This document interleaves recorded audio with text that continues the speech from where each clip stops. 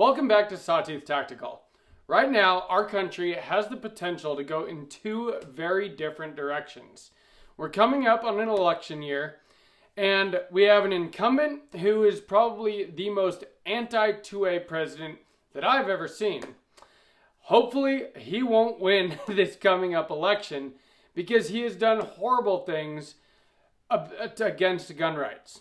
But I want to talk about two things specifically right now. Joe Biden might not make it to the election. Gavin Newsom, the governor of California, is looking like he would like to be president. On the other hand, we have Donald Trump, who definitely is running to be president of the United States of America again. And they have very different ideas on whether people should have the right to keep and bear arms. On one hand, we have Gavin Newsom, who just proposed, actually I think they just put it through, a 20% tax in California on all firearms and ammunition. California already has the most gun control of any state in the country, and it's also one of the states with the highest amount of gun violence. So obviously, gun control does not work. It's been shown over and over again, it only affects law-abiding citizens and not criminals. On the other hand, we have Donald Trump, who just visited Palmetto State Armory in South Carolina, and when asked if he would take care of the pistol brace rule, he said that he would. Let's talk about that.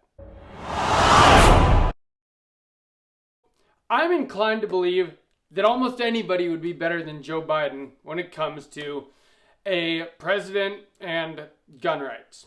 But Gavin Newsom would be even worse. He's the one that is trying to basically start a 28th Amendment to take away the Second Amendment. He's not going to get that. But this 20% excise tax on guns and ammo, well, that's a realistic thing. And that's something where, just because you don't live in California, you think you don't have to worry about that. Well, if he becomes president, then you do have to worry about that because that could be possibly a national thing. And what Gavin Newsom doesn't seem to understand, but most gun owners do, at least most gun owners that pay attention, things like that don't work. Sin taxes, they don't work. They tax cigarettes, they tax alcohol. You know what people do? They smoke and they drink. They just pay more money for it.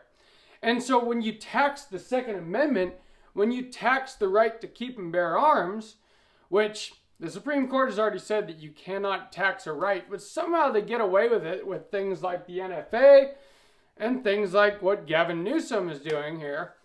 Well, all you do is you make it harder for lawful citizens to exercise their Second Amendment rights. It doesn't affect criminals. It doesn't affect people that steal guns, that buy them on the black market. A tax only affects people that are trying to protect themselves by owning firearms, and it only affects the people that can't afford that tax. So it doesn't affect the wealthy, it doesn't affect criminals, it only affects you and me. And to think that that is somehow gonna curb gun violence, he talks about how gun violence is the #1 killer of kids in the country, which is not true, but that's a totally different video. How is adding a tax on a gun gonna stop kids from getting hurt or killed? That's absolutely ridiculous. It's absolutely ridiculous. And I just hate when they try to play to people's ignorance with these kinds of things, because just making guns and ammo cost more isn't gonna stop anybody that wants to do bad things from doing bad things. Those people are going to do whatever it takes to get whatever they need. That's how criminals work. They don't follow the laws. It only affects you and me, the people that want to buy a $1,000 rifle. Well, now that $1,000 rifle is $1,200. And then you have to feed it with ammo, which is already expensive. Now it's even more expensive. So you're going to train less. You're going to be less proficient. You're going to be less prepared. You might not have the firearm that works the best for you. And who knows, it might cost you your life because of this tax. And so how does that help gun violence? Now I want to talk on the other hand about Donald Trump.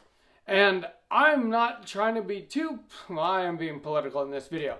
Donald Trump, among other things, let a lot of gun control slip through when he was president. Take the guns first, due process second. That was a line that he said. He was also the president that got the ATF to get rid of bump stocks. And whether he understood the functionality of bump stocks or not and what that meant in the bigger picture, well, it was kind of a prerequisite for the ATF doing things like getting rid of pistol braces or the frames and receiver rules. Them just deciding that they could basically change law through the rulemaking process, reinterpreting existing laws to make things that were already legal illegal. That happened under Donald Trump. Now, I'm not saying I didn't vote for the guy. I would vote for him again over Gavin Newsom or Joe Biden in a heartbeat. I like most of his other policies, but as far as guns went, he wasn't the best president when it came to gun rights. Well, he was just at Palmetto State Armory, like I said, just the other day. And I know the left is going crazy because he posed for a picture holding a Glock with his picture on it. And he's under indictment for felonies right now. He didn't take possession of that gun. He didn't buy that gun. He didn't commit a crime.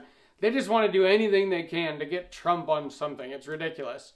But I do appreciate that he was there showing that he supported us in the Second Amendment community.